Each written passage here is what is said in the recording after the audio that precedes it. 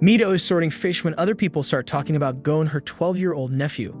Gon is trying to catch the monstrous master of the swamp, a feat done 20 years ago by Mito's cousin and Gon's father, Jing.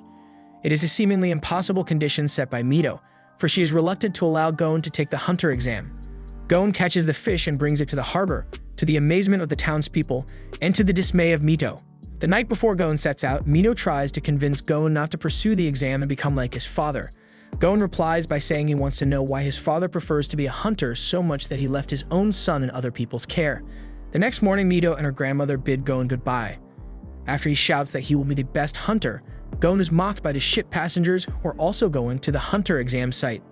He observes the applicants on board. Then he notices and helps Katsu, a crew member being bullied by his mates. Gon then tells the captain that a storm is coming. When the captain asks how he knows, he says that the seabirds flying above them are warning each other of a huge storm. Gon confirms it by using his sense of smell. The captain is suddenly reminded of someone. While the storm rages, nearly every exam applicant on the ship is seasick except for Gon, Kurapika, and Leorio. The captain summons them and asks for their reasons for taking the hunter exam. Gon quickly answers that he wants to know why his father chose to be a hunter. Leorio and Kurapika refuse to reveal theirs. The captain promptly tells them that he is hired to trim down the number of hunter exam participants before they reach the exam site. Thus he can pass or fail them depending on their response. Kurapika reveals that he wants to be a blacklist hunter to catch the Phantom Troop who annihilated his clan, the Kurta. Leorio wonders why Kurapika has to take the exam merely for revenge, to which Kurapika replies that a licensed hunter has unprecedented access to information and places, as well as the freedom to actions that are otherwise forbidden. Leorio then states that he wants money and the comfort and luxury it brings, like huge fortune and free use of public amenities. Kurapika comments upon his statement, and Leorio is ticked by Kurapika not properly addressing him, as Leorio said several times already. He insults Kurapika's clan as disrespectful. This sparks animosity between the two, and they go out to the deck to duel.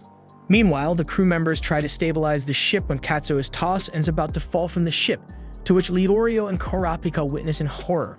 Suddenly, Gon jumps out of the ship to catch Katsu, and the other two promptly catch Gon's legs. The captain is impressed with them, and he promises to bring them to the port nearest to the exam site. Upon reaching Dal Harbor, the captain tells Gon that going to the cedar tree at the top of the hill behind the city will lead them to the exam site. Gon relays the information to Kurapika and Leorio, and they consult the map. They learn that the cedar tree is the opposite direction of Zebin City, the hunter exam site. Leorio says that there is a bus that directly goes to the city. Gon chooses to go towards the direction of the tree. Leorio bids goodbye as well and walks towards the bus stop when he overhears two senior applicants talking about the bus ride as merely a trap for new applicants. Leorio joins the other two and they reach a small deserted town. Leorio comments that there is nobody around there, but Gon plainly states that there are plenty of them. A group of masked people appear and block the way with a stage where an old woman sits. She tells them that they have to undergo the quiz in order to reach the cedar tree. She posts a riddle requiring them to choose between two possible answers and giving the answer within 5 seconds. The three are taken aback by the question, for it is something that has no correct answer. Unfortunately, refusing to partake in the quiz will disqualify them from taking the exam. A scheming participant who overheard the conversation between the captain and Gon has followed the three and goes ahead to answer. The masked people let him by as he continues up the road. The old woman then poses a similar question to the three, angering Leorio even more. When the time is up and no one has given an answer, Leorio angrily grabs a wooden stick to hit the woman, but is stopped by Kurapika. Kurapika tells Leorio to calm down, for he will waste the correct answer, which is silence. A door to a tunnel opens, and they are instructed to meet the navigators living in a house by the cedar tree. Upon reaching the cedar tree, they find the navigators, a couple, being attacked by a shape-shifting creature, the Kuriko. While Leorio tends to the wounded man, Gon and Kurapika go after the Kuriko who kidnaps the woman. They are able to keep up with the Kuriko, and Gon hits it with his fishing rod. The Kuriko drops the woman and is saved by Kurapika, but he notices a tattoo on her arm, and becomes wary of her real identity. Leorio comes, stating that he has given the wounded man painkillers. Kurapika then attacks him. The fake Leorio turns out to be another Kuriko in disguise and asks how Kurapika knew.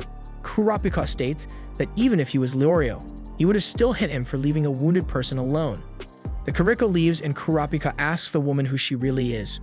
Meanwhile, Gon loses sight of the Kuriko momentarily, then it appears and he follows it. He loses sight of it again, then the Kuriko jumps from a tree and corners Gon. Gon is about to be hit when he flatly says that the Kuriko is not the one he is pursuing. The Kuriko laughs hysterically and calls out its partner. The three applicants reunite and the couple reveals themselves to be the offspring of the two Kirikos. They pass the three due to their unique characteristics and fly them to the exam site. Gon, Leorio, and Kurapika arrive at Zaban City and Gon is fascinated by the bustling selling and trading businesses there. They stop where a high-rise building stands, the three thinking it's the exam site. The navigator leads them to a small restaurant beside it instead. The navigator orders something from the chef, who tells them to go to the back room. The order turns out to be the password to the back room, which is actually an elevator that goes 100 floors underground to the tunnel where applicants wait. When they reach the tunnel, they are given identification numbers by Beans. Later, they are befriended by Tompa, also known as the Rookie Crusher. He tells them about the other applicants. The most notable is Hisoka, who merely killed an examiner from last year's examination. An applicant bumps into Hisoka without apologizing, and Hisoka does something that makes the applicant's arms disappear. Tompa then offers the three juice with laxatives. Gon and Leorio quickly detect that there is something wrong with the juice, saying that they might be expired already. Another rookie applicant, Killua, approaches Tompa and asks for another can of juice. He drinks it, then tells Tompa that poison does not affect him.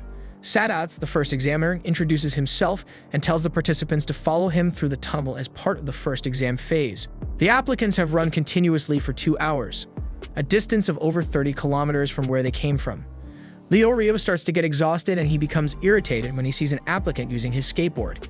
He sees it as a mockery of the hunter exam, but Gon defends the applicant, saying that the examiner just told them to follow him, without forbidding them to use whatever means. The applicant takes an interest in Gon and asks for Gon's age. Upon learning that they are of the same age, he jumps from and catches the skateboard with a maneuver, starts running alongside Gon, and introduces himself as Killua. Leorio, completely exhausted and covered in sweat, was on the verge of surrendering, and the rarity of rookies passing the exam was all the more affecting his enthusiasm. The urge to give up was approaching him until he looked at Gon, who had decided to wait till Leorio wills to move forward. Killua is waiting for Gon and tells him to forget Leorio and just continue, but Gon does not even move an inch, to Killua's incredulity. Leorio gains the motivation to catch up with the rest of the applicants and starts running even ahead of Gon and Killua. Sadats starts increasing his pace when they reach 80 kilometers, marked by a long, wide staircase. Leorio now catches up with Kurapika, who asks him if he is alright. Kurapika then asks Leorio if he really is after money, because he doesn't see Leorio as such a shallow person. Eliciting no answer, Kurapika shares to Leorio about the scarlet eyes of the Kurta clan as the reason for his clan's demise. Claimed as possessing one of the 7 most beautiful colors in the world and prized by people as rare, wealthy people, as well as thieves like the Phantom Troop, want to get their hands on the remaining pairs. Kurapika plans to become a blacklist hunter and be hired by wealthy families to get access to the black market, be able to collect his clan's eyes, and also avenge them from the Phantom Troop. Kurapika prods Leorio about his reason to be a hunter, but he says that he really is after the money. Leorio snaps back that his friend would not have died if he had money, then becomes embarrassed by the revelation and turns away. He wants to be a doctor to treat poor children for free, but realizes that he has to gain much more money to be able to study. Gon and Killua also share their reasons for taking the hunter exam. Killua joined for fun, thinking that the exam is challenging enough. Gon wants to be a hunter like his father. They agree to have a race to the exit, and the one to win will pay for dinner. They arrive at the exit ahead of Sadats.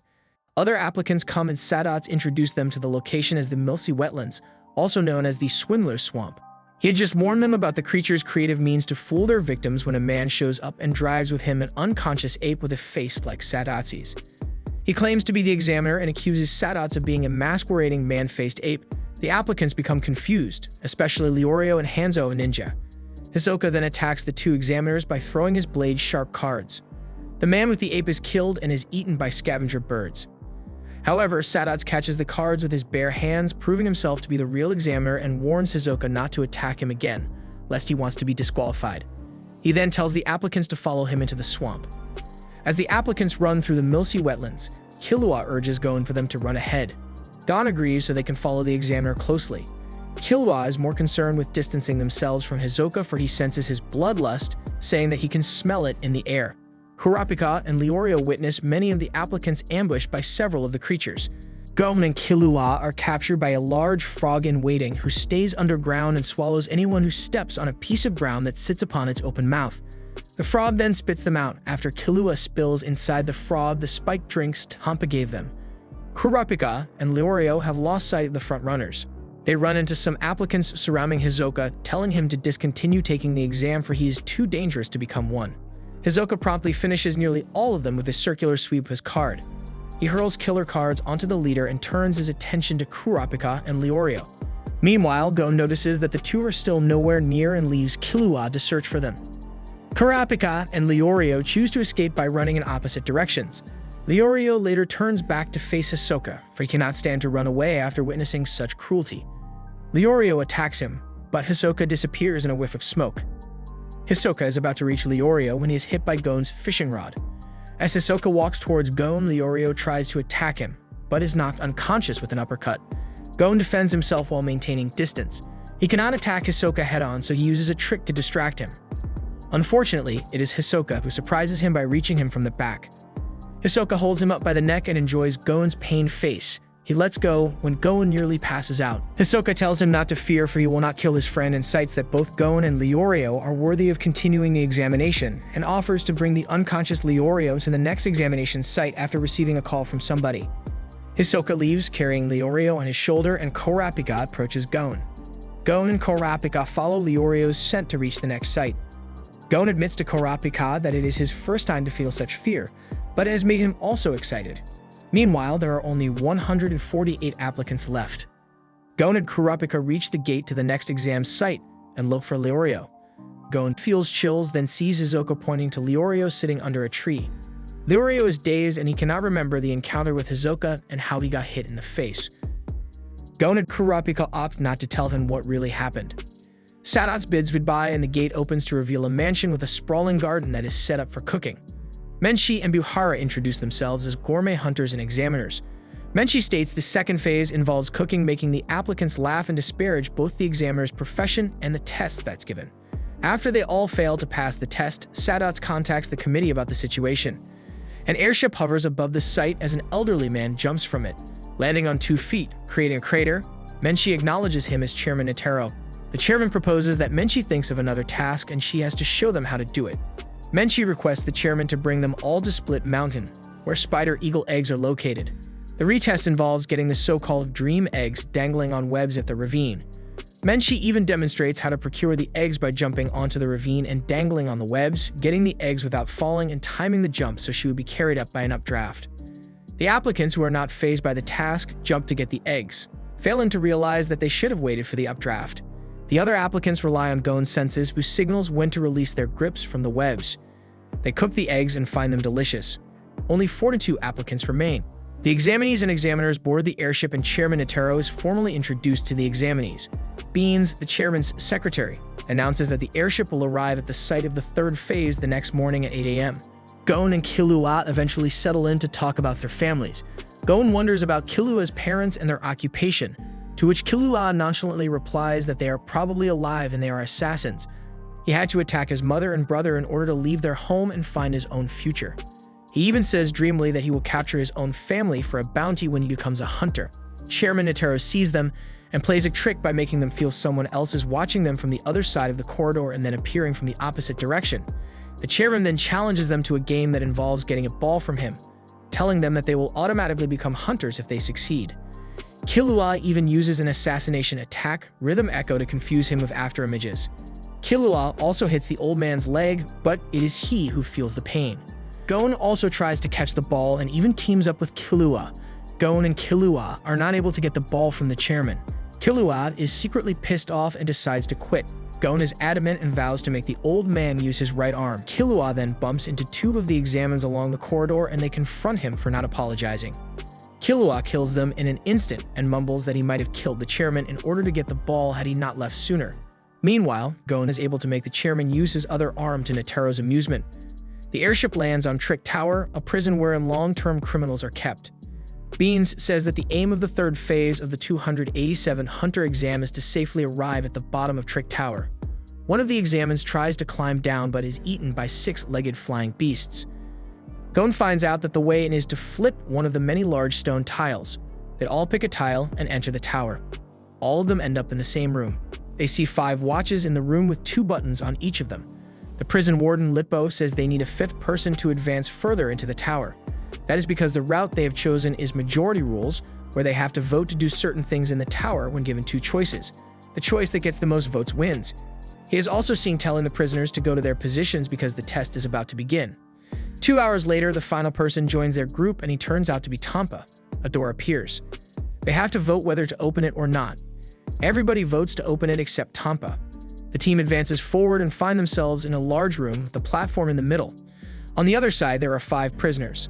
Gon and the rest must beat at least 3 of them in a challenge to advance in the tower. Lippo explains that there can be no draws and that the prisoners get a year off their sentence for every hour they delay the examinees. The first prisoner is Bendat, who has been sentenced for 199 years for robbery and murder. Tampa volunteers to go first. Tampa immediately gives up and then informs the team that he doesn't want to become a hunter, but he only wants to screw people over. The story continues with the Gon facing Sedekin, who proposes a match to see whose candle burns the longest.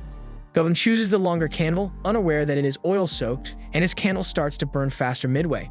Seeing that his candle is not susceptible to strong winds, he puts it down and sprints towards Sedekin to blow his candle out.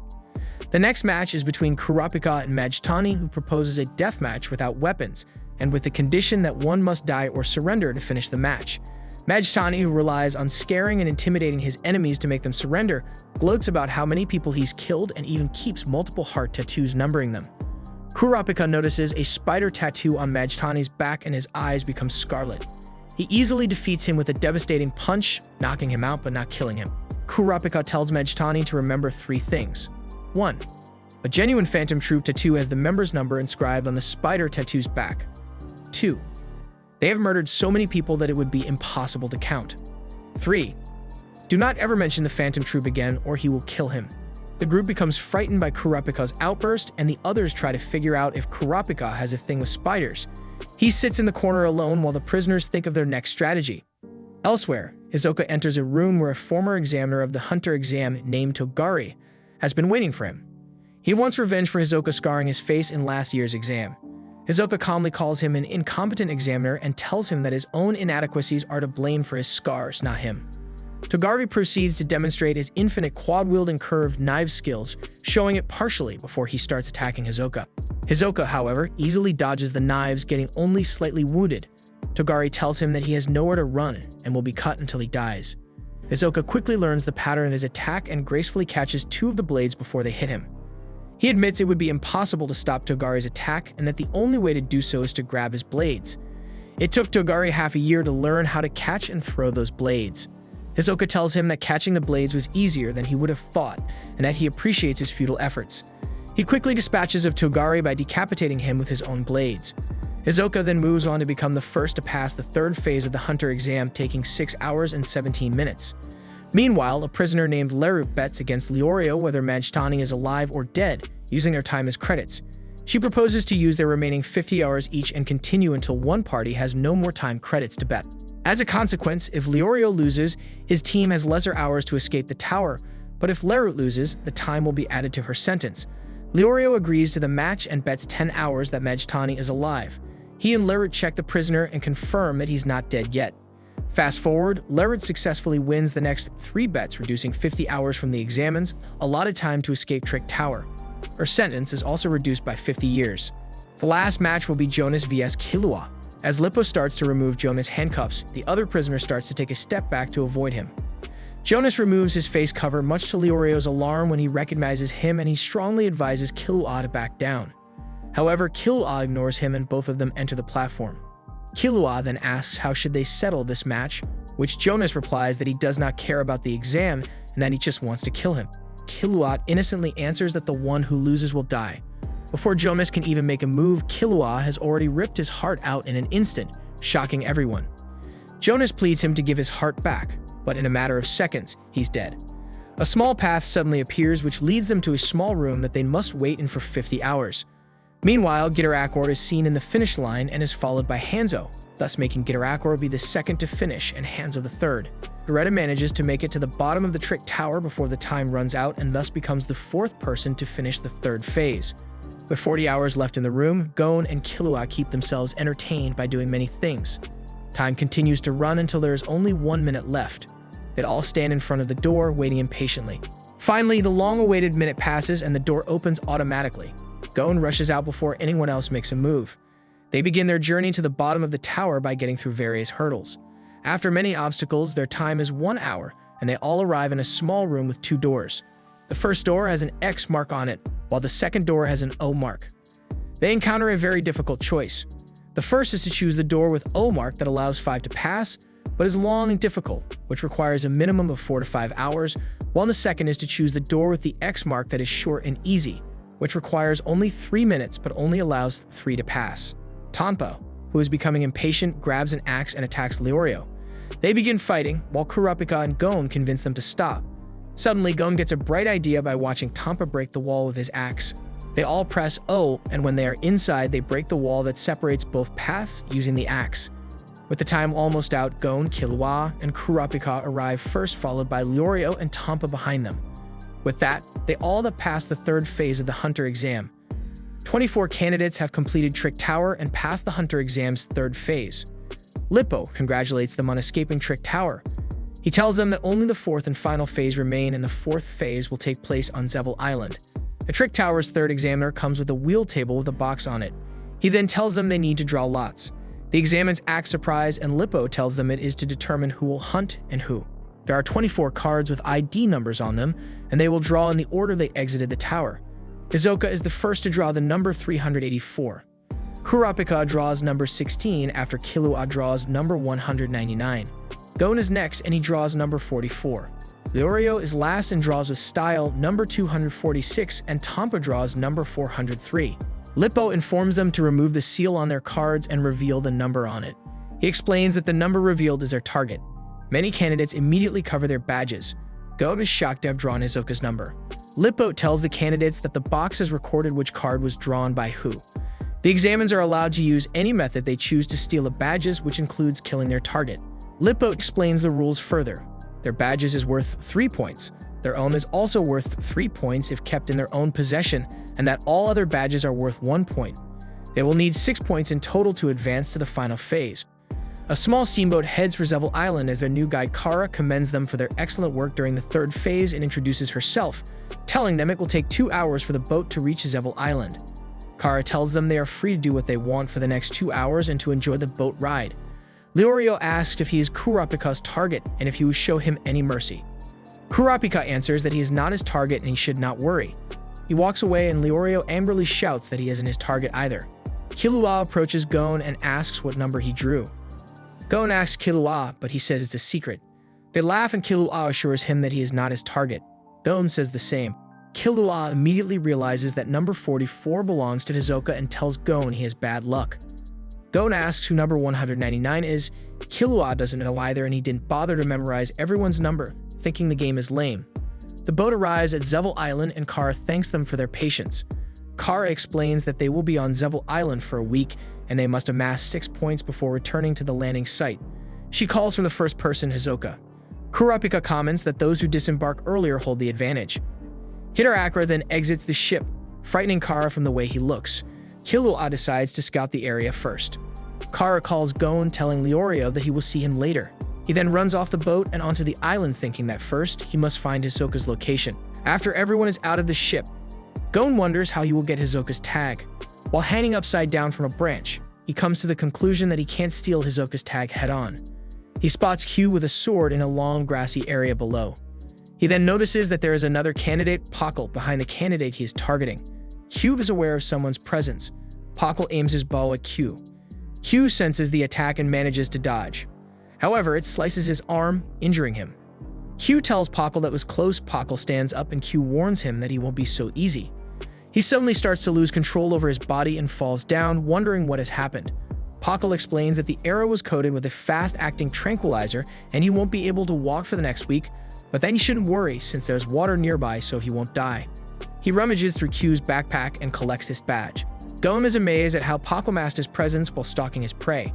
He now understands how to approach Hisoka. Gon grabs his fishing rod and jumps off the tree. He can steal Hisoka's plate with his rod. He practices with his fishing rod getting apples from wood logs in one swing. He knows he'll need to sneak up on Hisoka without him realizing and then wait for the chance to get his badge.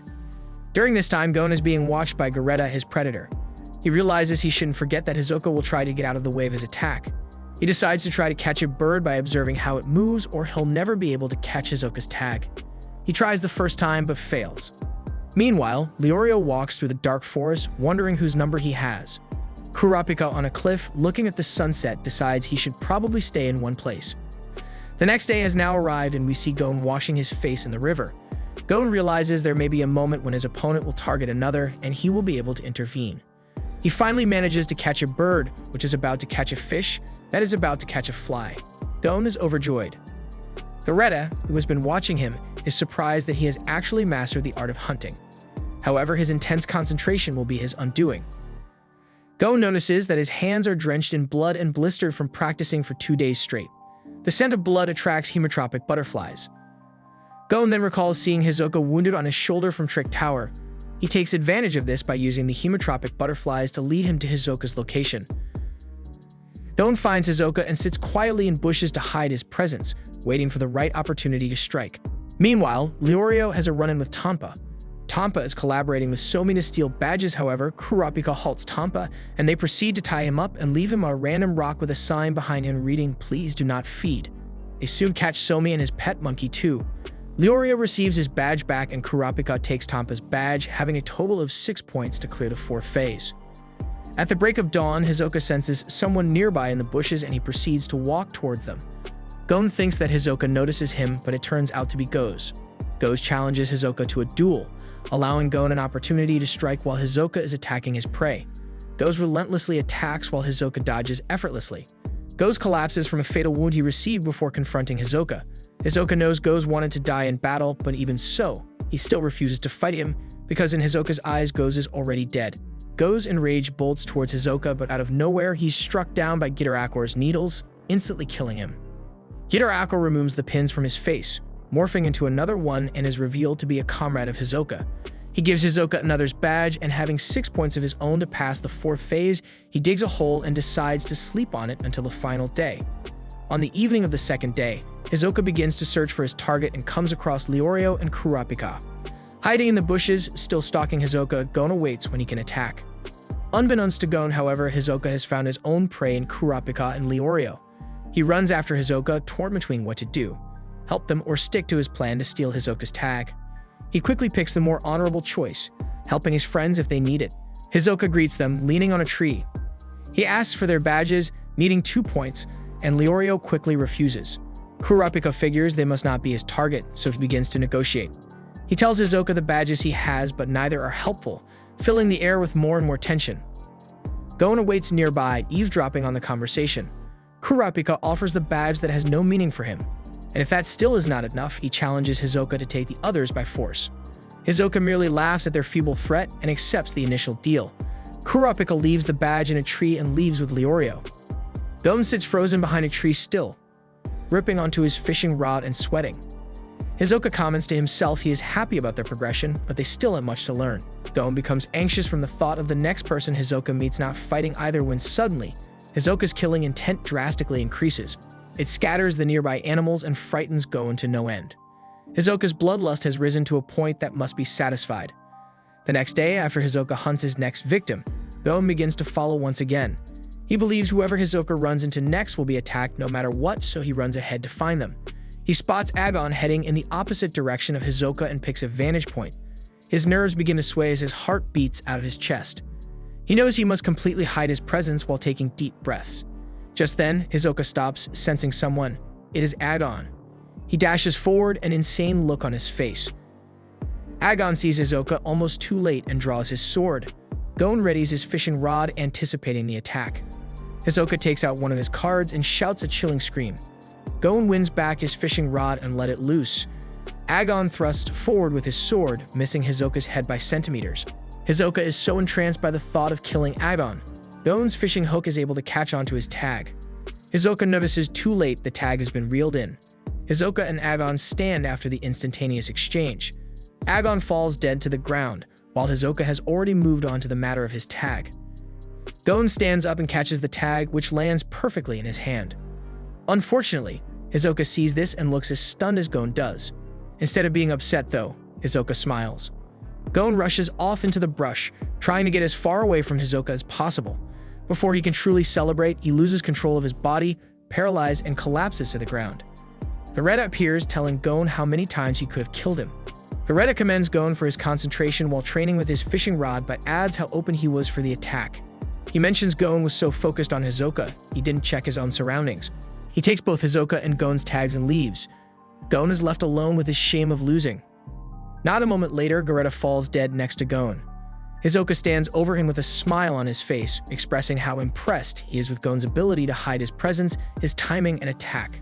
He drops Gon's and his own tags, giving them back to Gon for a job well done. Beretta was Hisoka's target, so he no longer needs his, but Gon doesn't want Hisoka's tag in this way. Remarkably, Gon is able to stand with a paralyzing drug that lasts 10 days for normal people. He tells Hisoka to take his tag back, but Hisoka refuses, keeping Gon alive so one day he can kill Gon when he's more experienced. Hisoka hits Gon with a ferocious punch to the face and says he'll take his tag back once Gon can do the same to him. He walks off, leaving Gon. Later that night, Gon sits alone in a tree, having won but also lost.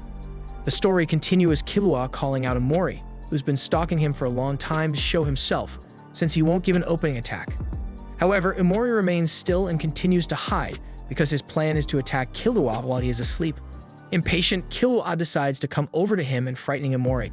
Suddenly, Amori and Yumori appear to see if their youngest brother has finished taking the badge. Upon seeing that Amori hasn't beaten up Killua yet, they yell at him and force him to do it. Afterward, Amori approaches Killua. He asks Killua to give his badge and he won't hurt him if he does. Killua replies by insulting him. Amori then kicks him and sends him flying backward. However, Killua gets up quickly and takes out Amori's badge from his pocket. Realizing that it is not his target, he asks the older brothers if his target is one of them. Amori and Yumori realize that they are not dealing with an ordinary kid. They tell the youngest brother to get information. Meanwhile, Hanzo is seen watching from the shadows that a fight is about to begin. Before the Amori brothers can make a move, Killua flies and suddenly appears behind Amori, taking him as a hostage. Upon realizing that Amori is not his target, he asks Yumori to hand over his badge. After he receives it, he throws the other badges hundreds of feet away. Then he bids farewell and vanishes. Hanzo quickly runs for the badge that Killua threw and grabs it, but he ends up having the wrong badge since Killua noticed he was there and quickly swapped the badges before he threw it. Meanwhile, Kurapika and Leorio are seen behind the bushes. They are trying to see if anyone is back at the starting point to catch. Gon suddenly shows up and Leorio explains that they are looking for examinee number 246 Ponzu. Gon offers his help to find her by following her scents since she is known for using drugs that must have a strong odor. After walking for a long time, they finally reach her location. Leorio decides to enter the cave alone while Gon and Kurapika wait outside. Inside the cave, he meets Bourbon and Ponzu. From the outside, Gon and Kurapika hear Leorio's voice and they instantly run into the cave to find Leorio sprawled on the ground with snake bites all over his body. Ponzu explains that they cannot leave the cave because Bourbon had already set a trap. When someone tries to exit, his snakes will attack them. Ponzu reveals that she had already killed Bourbon, meaning they are all trapped inside the cave. Kurapika figures out how Bourbon died by looking at his wounds. Ponzu's target was Bourbon, and she explains their fight involving her bees. Ponzu gives up on her desire for passing the exam and waits for the examiners to rescue her through a tracking device attached to their badges to find their exact locations. However, the three can't afford to wait for the exam to end as poison runs through Leorio's body due to the snake bites. Gon decides to fearlessly sacrifice himself in order to search Bourbon to find an antidote. The snakes from Bourbon surround him and attack him, but he successfully finds the medicine. Due to Gon's courageous act, both he and Leorio are saved. Gon recovers quickly and asks Ponzu about her sleeping gas to make all the snakes sleep so they can escape the cave. He requests a trade with Bourbon's badge, which he got along with the medicine, in exchange for her sleeping gas. Ponzu agrees, but it will take 5 minutes for all the snakes to fall asleep, stating it is impossible for someone to hold their breath for more than 5 minutes. However, Gon brags about his record. The gas is released and Gon holds his breath to stay awake. Gon carries all three of them outside and successfully escapes the cave. He gives Bourbon's badge to Ponzu, but takes her own badge for a service fee while she is still unconscious. As Kurapika, Leorio, and Gon each have 6 points of their own, and the fourth phase of the Hunter exam ends, all the participants who pass are taken to their next destination. The chairman, along with all the examiners, discuss the final phase of the exam and the chairman wants them to go through a peculiar fight. But before that, the chairman holds an interview with each examinee and asks them who they'd want to fight and who they would not want to fight. Each of them gives an answer, and after the interview, The chairman reveals the bracket to the examiners and tells them that a single win will make the applicants a hunter. The 9 remaining applicants arrive when the final phase of the exam is held. The chairman explains to them that in order to pass, they only need 1 win and the losers will move up the bracket until 1 applicant fails. This way, there will be 8 new hunters, and 1 that will not pass. After the chairman completes his explanation about their performances and the rules on winning, the final phase begins, the first match being between Gon and Hanzo. As soon as the fight starts, Gon makes his move, but Hanzo anticipates it and Gon is staggered from a hit.